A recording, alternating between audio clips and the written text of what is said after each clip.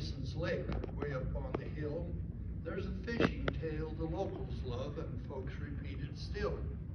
Seems the fishing wasn't very good and lots of folks contend there weren't no fish left in the lake, the fishing's at an end.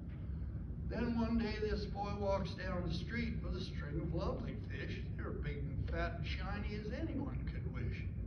So a stranger on the sidewalk, he up and stopped the boy. He said, those are some lovely fish, would fill my heart with joy, and I'd give you 20 bucks to take me to your spot where I could catch some fish like those. It really must be hot.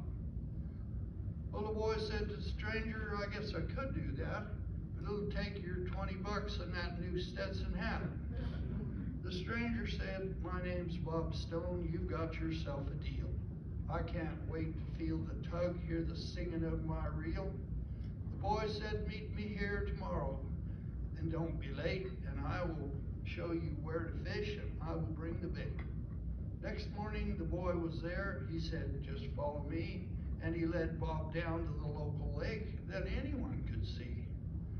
So Bob said, just a minute, son, this deal looks like a sting. I fished out there for 3 long days and never caught a thing. The boy said, I can tell you what, you could stay out there a week, never catch a single fish. It's all in your technique.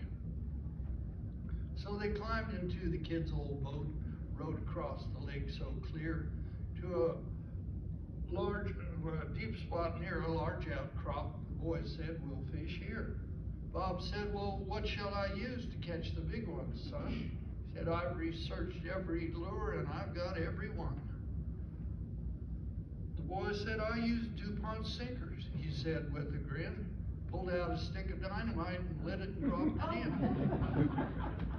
Soon there was a muffled thump and the boat began to rock as the water surged around them, whipped up by the shock, and the fat and shiny lunkers drifted slowly to the top.